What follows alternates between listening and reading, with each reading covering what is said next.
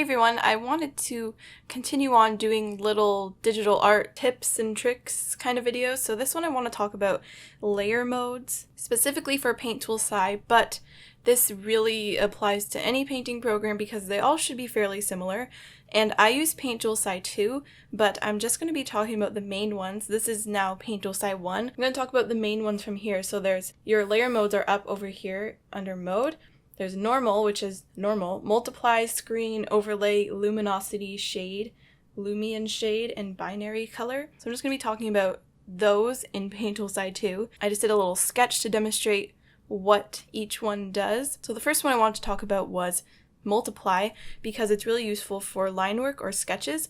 And basically what I like to do is go to your line work layer, preserve the opacity, and I usually like to make it a warm color or a purple color or whatever color would suit your drawing. In this case, I want it to be kind of warm, so I'm making it kind of like a dark red. You can leave it like that if you want, but I'm going to go to mode. See how there's so many more in Paint Tool SAI 2? Multiply, and then it kind of darkens depending on what color is underneath it, and it also gives it more color than black would.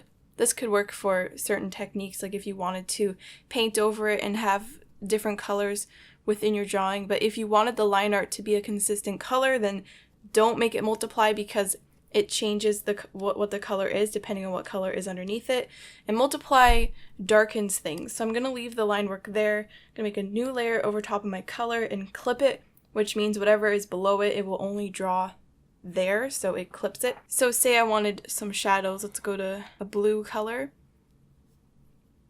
I'm going to put the shadows down. Just really basic, just to show you what it would do. So I'm going to put it on multiply, and basically it darkens everything, but you can still see the colors beneath it, and when you eyedrop that, the colors change depending on where you are, so it's all different colors.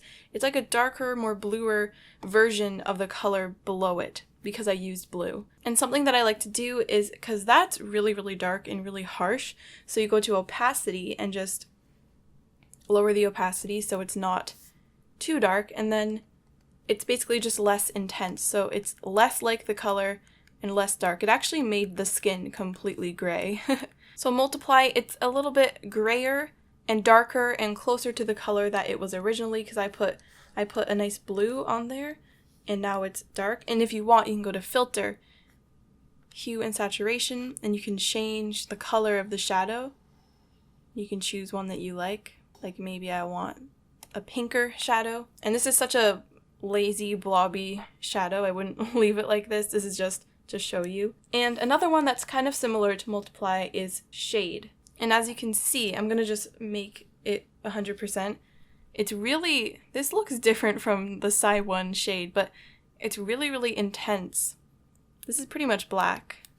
But if you lower the opacity, you can see more of the actual colors. And the thing I've noticed about shade is that it's a little bit more saturated than multiply, so it's a little more lifelike. Let me just duplicate that so you can see a difference. You can see shade is really saturated and multiply is not as saturated. Shade is just the more intense version of multiply, and it gives you a little more color. It gives you a little more saturation. Let's talk about screen. Now screen is kind of a weird one. I don't really use it that much, but let's do a little and go to screen. Screen kind of makes things, I lowered the opacity a bit just so you can see the colors beneath it. It really, really lightens things, and it almost desaturates them a little more too. Okay, so that one is screen. This one, let's do overlay. I'm going to make them at about 85-ish% so you can see a difference. Now, so screen makes things very, very white and light and kind of closer to white almost. I think screen, it kind of makes things go closer to white. Overlay is really, really interesting. I'm not sure exactly what it does, but it just makes things look really dramatic. It makes it the color that you put on top of it. It makes it closer to that color, and it also like really intensifies it and saturates it. And it can be really, really useful depending on what color you want to use. Every color kind of affects it differently, so I find overlay really, really useful for kind of changing up the color palette or giving you a new way to look at a certain, or it gives you new ideas of what colors you might want to use in your illustration. And if you change the hue, you can see it kind of, it's just like really intensifies the color, and it can be really effective if you like just lower the brightness a little. It's something to experiment with. Overlay is really cool, but I'm not sure exactly like what it does. Let's do Lumi and Shade, which I think the equivalent on SAI is Shade/Shine. So this really intensifies the color. It's basically all the same color. So Shade/Shine is basically the same as Lumi and Shade. When I go to SAI 1, it appears as Lumi and Shade, which is basically luminosity and shade combined. But the cool thing about this one is if you put a light color, it will make it really bright. But if you put a dark color, it will make it really dark. So it kind of does both at the same time. And if you put kind of like a mid-tone, wow, it like really brightens it. That's pretty cool.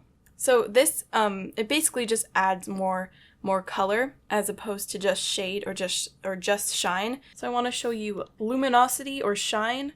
I'm pretty sure they're the same thing. Before I go any further, I think it would be a good idea to have a darker color near the bottom. I'm going to do like kind of like a really dark red near the bottom of all of these.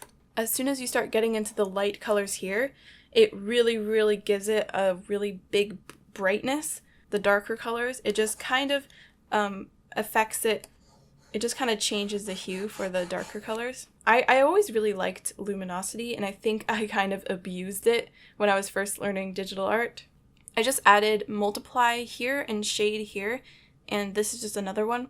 And there's also one called binary color, which I'm going to show you on SAI 1 because I can't find it on SAI 2. I don't think they have it. So binary color makes things black, but if you lower the opacity, it kind of changes the, it's so weird. Look at this. I'm at 8%, now I'm at 19%, 37%, 84%, and now it's just black. So binary color is a little strange. You might want to play with that on your own. I've never used it before, but it just makes things black, but if you lower the opacity, it changes the colors. It's really strange. So I've labeled all these so you know which one is which. So there's screen, overlay, shade/shine, or Lumi and Shade, shine, multiply, and shade. And shine is also luminosity in Paint Tool SAI. That's the equivalent. This is SAI 2, that's why I'm saying that. And they're all at about 80%. So they all do specific things to whatever color is below it, and the color that's on top of it affects what the color below it will look like, and the lightness of the color affects it, and the darkness and the saturation and all of that. And the best way to kind of know what to expect with which color you're going to be putting down is to just experiment with it.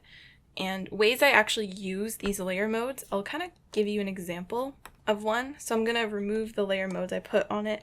And just like the beginning, I still have the line work set to multiply. If it was on normal, it would look like that. But I have it on multiply, and it darkens whatever is below it pretty much. There's like specific things that every layer mode does. Like it's like a mathematical type of thing, but you don't really need to know that necessarily. You just kind of have to play around and see what it does. But it could be helpful to know if you're curious.